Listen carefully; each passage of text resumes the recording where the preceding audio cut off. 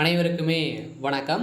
சற்று முன் கிடைத்திருக்கக்கூடிய ஒரு மிக மிக முக்கியமான செய்தி ஒன்று வெளியாகியுள்ளது. சற்று முன் ஸ்டாலின் கதை முடிந்தது, பதவி பறிப்பு, இது மாதிரி செய்திகள் வெளியாயிருக்கு.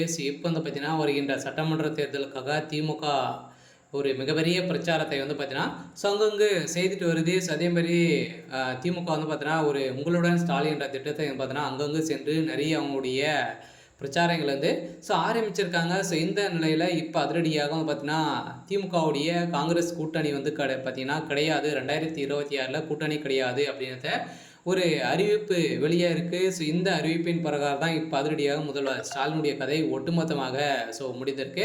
அதே மாதிரி இவருடைய அதிகாரங்களும் பார்த்தீங்கன்னா இப்போ பறிக்கப்பட்டிருக்கு அப்படின்ற மாதிரி இப்போ தகவல் வெளியே இருக்குது. இந்த நிலையில் தான் இப்போ அதிரடியாக ஜனாதிபதி போட்ட உத்தரவின் அடிப்படையில் முதல்வர் ஸ்டாலின் அவர்களுக்கு இப்போ தமிழகத்தில் அவருடைய பதவி பறிக்கப்படக்கூடிய நிலைக்கு தான் இப்போ தள்ளப்பட்டிருக்கு. டாஸ்மாக் உடைய நிறுவனத்தில் நடந்த ரைடின் அடிப்படையிலும் அதே மாதிரி எக்கச்சக்கமான தமிழகத்தில் நடக்கக்கூடிய அனைத்து சமூகத்தும் முதல்வர் ஸ்டாலின் அவர்களுக்கு இதில் தொடர்பு இருக்குது அப்படின்ற மாதிரி ஏற்கனவே ஆளுநர் ஆர்.என். ரவி அவர்களுக்கும் முதல்வர் ஸ்டாலினுடைய ஒரு மிகப்பெரிய பிரச்சனைகள் போயிட்டு இருந்தாலுமே இப்போ அதிரடியாக சமயம் பார்த்து முதல்வர் ஸ்டாலினுடைய கதை ஒட்டுமொத்தமாக முடிச்சிருக்காங்க.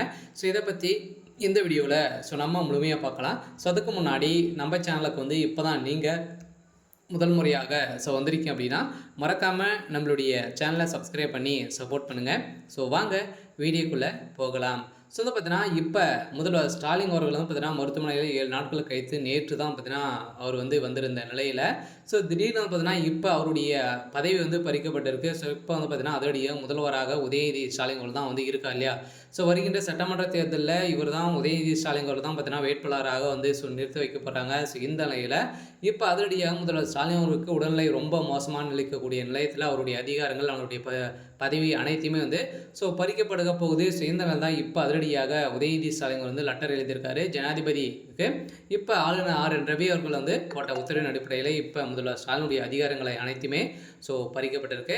அதே மாதிரி வருகின்ற சட்டமன்ற தேர்தலுக்காக திமுக அயராமல் ஒழிச்சிட்டு இருக்காங்க. இருந்தாலுமே ராகுல் காந்தி அவர்கள் பார்த்தீங்கன்னா அதிரடியாக இப்போ திமுக வருகின்ற சட்டமன்ற தேர்தலில் 2026 திமுகவுடைய கூட்டணி கிடையாது அப்படின்ற ஒரு தகவல் பரபரப்பாக பார்த்தீங்கன்னா இப்போ பேசப்பட்டிருக்கு. இந்த நிலையில் தான் திமுக வருகிற சட்டமன்ற தேர்தலில் ஒரு 100 தொகுதி கூட வெற்றி பெறத்துக்கான வாய்ப்புகள் இல்லை அப்படின்ற மாதிரி தான் இப்போ தகவல் வெளியாக இருக்குது. இந்த நிலையில் தான் பார்த்தீங்கன்னா திமுக பெரும் அதிர்ச்சியில் இருக்காங்க. அதெல்லாம் முதல்வர் ஸ்டாலினுடைய கதை ஒட்டுமொத்தமாக முடிஞ்சிருக்கு. இருந்தாலுமே என்ன நடக்குது அப்படின்ட்டு பார்க்கலாம். அதுக்கு முன்னாடி இன்றைக்கான அப்டேட் பார்த்தீங்கன்னா இதுதான். மறக்காமல் நம்மளுடைய சேனலை சப்ஸ்கிரைப் பண்ணி சப்போர்ட் பண்ணுங்கள். தேங்க்யூ.